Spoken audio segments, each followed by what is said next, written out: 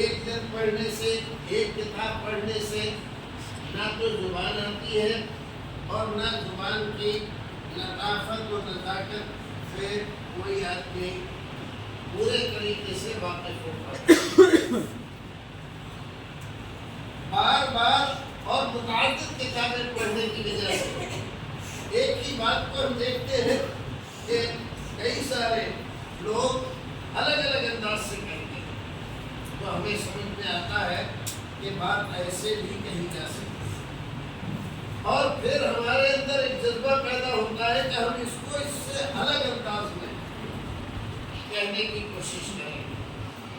کوئی انداز واعظانہ ہوتا ہے، کوئی مبلغانہ ہوتا ہے، اور کوئی انداز ادیبانہ ہوتا ہے، اور کسی کا انداز ناصحانہ ہوتا ہے، اور کسی کا انداز طنز و تعریض والا ہوتا ہے، اور کسی کا انداز پیار و محبت والا ہوتا ہے۔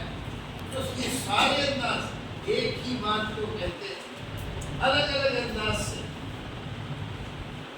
کہنے کا طریقہ سب کا الگ ہے، لیکن بات ایک ہی کہہ رہے ہیں۔ ایسے میں مجمع تو ہمارے سامنے بیٹھا ہوا ہے، یہ مجمع کون سا ہے؟ یہ ادب و بلاغت والا مجمع ہے، اہل علم کی مجلس ہے، عوام کی مجلس ہے، یا ہوش و خرد والوں کی مجلس ہے، یا اہل ادب کی مجلس ہے؟ کیسی مجلس ہے؟ یہ ہم وہاں پر طے کرتے ہیں، اور وہاں پر اسی اسلوب کو اپنا کر ہم اپنی بات کہنے کے لیے کون سا اسلوب اختیار کریں گے وہ چنتے ہیں۔ لیکن یہ چیز جب آپ کے اندر پیدا ہوگی جب آپ زبان پر قدرت رکھتے ہو، زبان کو آپ نے زبان کی حیثیت سے پڑھا۔ ویسے تو آپ لوگ سبھی اردو بولتے ہیں، لیکن کیا اسی کو اردو کہتے ہیں جو آپ بولتے ہو؟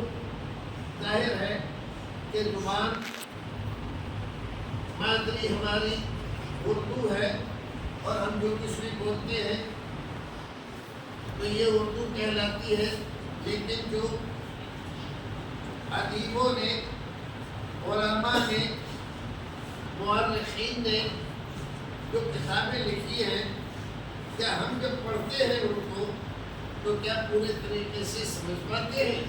نہیں سمجھ پاتے۔ تو ہم نے کہہ رہے تھے کہ ہماری زبان اردو ہے، تو اردو ہے، یہ کتاب اردو ہی میں لکھی ہوئی ہے، تو ہمیں پوری طریقے سے سمجھ میں آنا چاہیے۔ تو یہاں سے پتہ چلا کہ ہم دھوکے میں تھے، ہمیں زبان نہیں آتی، تو آپ کو زبان پر زیادہ سے زیادہ محنت کرنے کی ضرورت ہے۔ یہ لائبریری آپ کے سامنے ہے، اس کے علاوہ بھی اوپر لائبریری ہے بڑی۔ پھر اپنے ذاتی رجحان کے مطابق کچھ کتابیں منتخب کر کے آپ کو اپنی ذاتی لائبریری میں رکھنا چاہیے، اور اس کو بار بار پڑھنا چاہیے۔ ایک زبان وہ ہے جو ہم کلام آزاد لکھتے ہیں، اور ایک زبان وہ ہے جو عبد الماجد دریا بازی لکھتے ہیں، اور ایک زبان وہ ہے جو حضرت مولانا محمد اسماعیل صاحب گجرانوالہ رحمۃ اللہ علیہ لکھتے ہیں، اور ایک زبان وہ ہے جو مولانا محمد حنیف صاحب لکھتے ہیں، اور ایک زبان وہ ہے جو حضرت مولانا ثناء اللہ صاحب مصری لکھتے ہیں، اور ایک سید سلیمان ندوی، اور ایک حضرت مولانا سید سلمان منصور قلی رحمۃ اللہ علیہ لکھتے ہیں۔ ظاہر ہے کہ یہ الگ الگ شخصیتیں ہیں، اور ہر ایک کا اپنا ایک انداز ہے، اسلوب ہے، زبان ہے، طرز ادا ہے، الفاظ کا انتخاب ہے، اور ان تمام کے اندر جو امتیاز ہے بات کہنے کا، جو ڈھنگ ہے اپنی بات کو سمجھانے کا، وہ سب کا یکساں نہیں ہے۔ لیکن ان کے اندر جو صلاحیت ہے اپنی بات سامع کو یا قاری کو سمجھا دینے کی، وہ ظاہر ہے کہ یہ انہیں کا حق ہے، لیکن یہ قابلیت ان کے اندر پیدا کہاں سے ہوئی؟ پیدا یہاں سے ہوئی ہے کہ انہوں نے زبان کی حیثیت سے سمجھا ہے اور وہ اس کے نشے و فراز کو اچھی طرح سے جائے۔ تو آپ کے لیے ضروری ہے کہ آپ زبان پر خاص محنت کریں اور اچھی کتابیں انتخاب کریں پڑھنے کے لیے، تاکہ زبان آپ کو آئے، چاہے وہ کتاب تاریخ کی ہو، سیرت کی ہو، فقہ کی ہو، بتانے کی ہو، قصے کی ہو، کہانی کی ہو، ناول کی ہو، افسانے کی ہو، کسی کی بھی ہو۔